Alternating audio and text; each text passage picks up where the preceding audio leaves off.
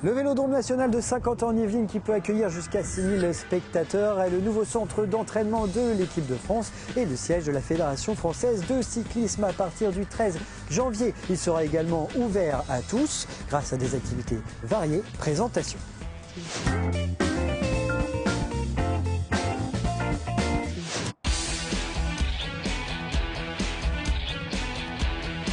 Le Vélodrome national, c'est une enceinte qui est toute récente, aux dernières technologies, qui peut accueillir jusqu'à à peu près 6000 spectateurs.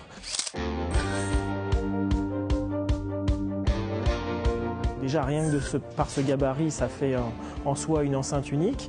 Ensuite, il a une piste que vous pouvez voir derrière qui est en elle-même unique au monde, puisqu'elle fait 250 mètres de long, ce qui est la norme des vélodromes internationaux, mais elle fait 8 mètres de large. Donc ça, c'est vraiment un concept unique au monde et qui permet aux athlètes d'atteindre des vitesses de pointe beaucoup plus importantes et donc de battre des records. Donc en soi, le site est unique par sa conception et puis par la conception de sa piste. Ma discipline, c'est le cyclisme sur piste, mais le sprint, tout ce qui est vitesse. Je suis notamment plusieurs fois champion du monde en vitesse par équipe, en vitesse individuelle, et puis médaille d'argent aux Jeux Olympiques de Londres en vitesse et vitesse par équipe.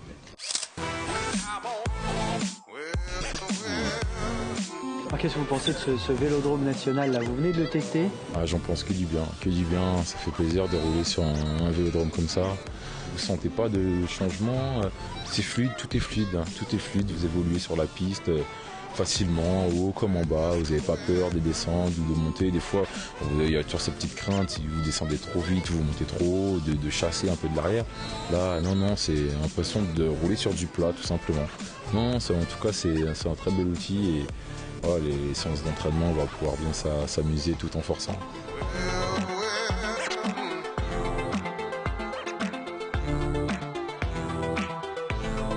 Dans un partenariat public-privé, en fin de compte, on délègue à un constructeur et à un opérateur, en fin de compte, qui est un groupement, on délègue un certain nombre de choses. D'abord la construction et ensuite la gestion.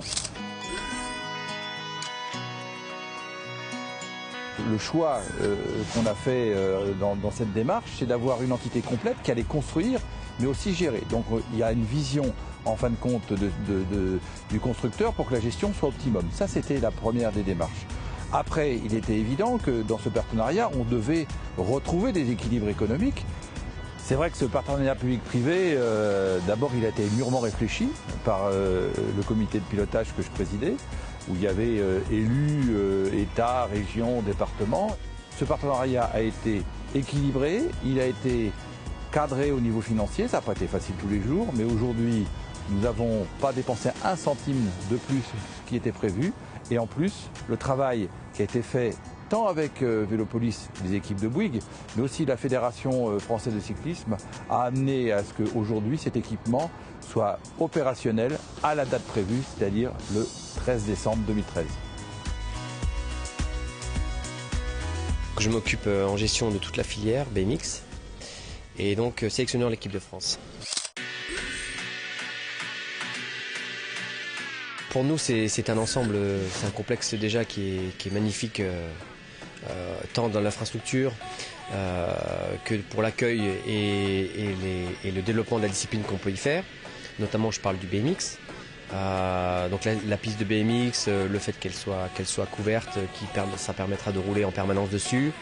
On a la proximité avec la piste et les locaux, la salle de musculation, la cellule de récupération. Les bureaux de la Fédé, c'est quand même pas anodin non plus parce que des fois c'est quand même plus pratique d'aller voir les gens en direct. C'est évident que pour nous c'est une chance inouïe de se retrouver rassemblés sur ce site et que ça va être je pense le démarrage d'une grande aventure pour nous. Maïli Potier, 24 ans, pratique le BMX. Championne du monde en 2012 et finaliste olympique également en 2012. Et plusieurs fois championne de France, championne d'Europe et championne du monde.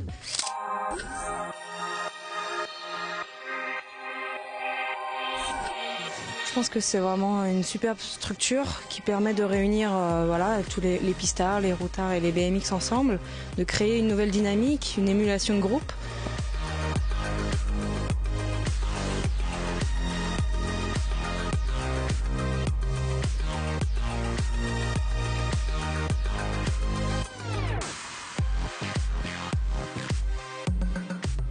l'année, le bâtiment il accueillera la Fédération française de cyclisme, son pôle administratif et ses athlètes. Nous aurons à peu près 60 athlètes de l'équipe de France qui seront logés et nourris juste à côté du Vélodrome et qui s'entraîneront ici quotidiennement.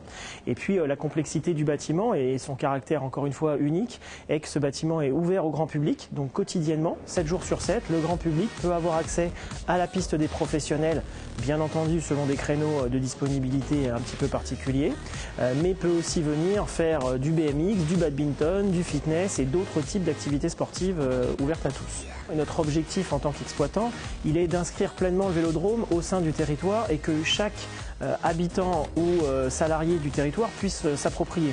Donc effectivement, le grand public peut venir, mais également les entreprises, que ce soit lors des événements, compétitions, cyclisme ou autres, ou lors de séminaires, congrès qu'ils souhaitent organiser directement pour leur compagnie. Le Vélodrome est construit pour avoir une mission numéro 1 qui est le Centre national du cyclisme, donc il va accueillir l'ensemble des compétitions nationales et internationales qui seront produites ou coproduites par la Fédération française de cyclisme, mais dans le cadre de l'éclectisme et de la mission de service public que l'on doit au territoire, Vélopolis, en tant qu'exploitant, s'engage à organiser un certain nombre d'événements, donc d'autres activités physiques et sportives, puisque vous voyez dans l'aire centrale ici, on peut accueillir du badminton, du volley, du basket, du handball, du judo, bref, toute une somme de sports indoor et qui est susceptible d'attirer jusqu'à 6000 personnes.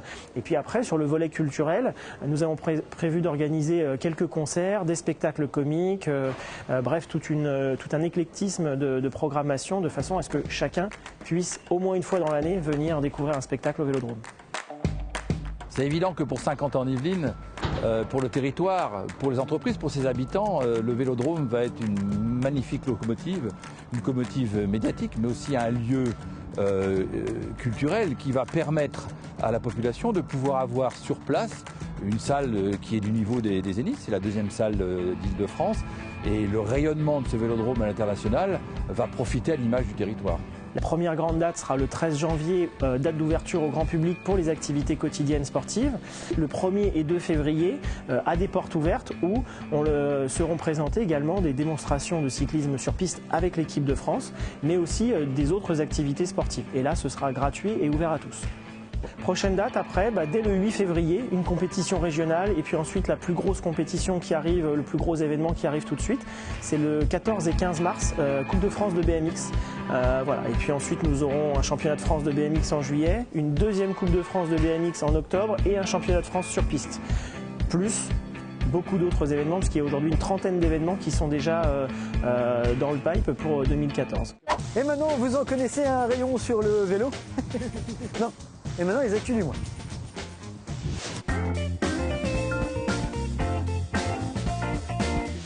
Et l'on débute ces actus par une info transport. Vous retrouverez vos nouvelles fiches horaires dès le 6 janvier dans les bus, gares, mairies et bâtiments publics, ainsi qu'à l'agence de la mobilité et sur le site internet www.ski.fr/se déplacer. Sachez aussi qu'en ce début d'année, vous bénéficierez très prochainement d'une nouvelle gare routière sur l'avenue Paul de Louvrier, réalisée par la communauté d'agglomération de Saint-Quentin-en-Yvelines.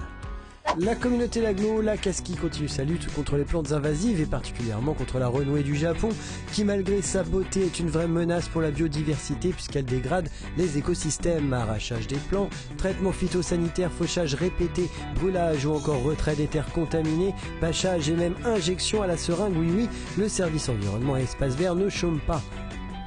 Et l'on termine ces actus avec un bon plan, la nouvelle expo de l'Office de tourisme qui s'installera dans ses locaux à partir du 6 janvier.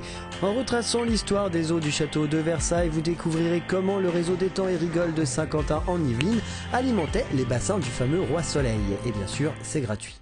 Un dossier que vous pouvez retrouver dans le Petit Quentin du mois de janvier, ainsi qu'un article sur un athlète de haut niveau, Babacar Diop, et un article sur de drôles d'instruments de musique. Alors à bientôt et bonne année.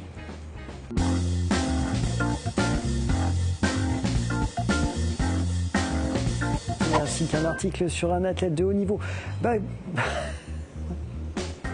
Et également, putain, j'ai oublié le dernier, c'était quoi?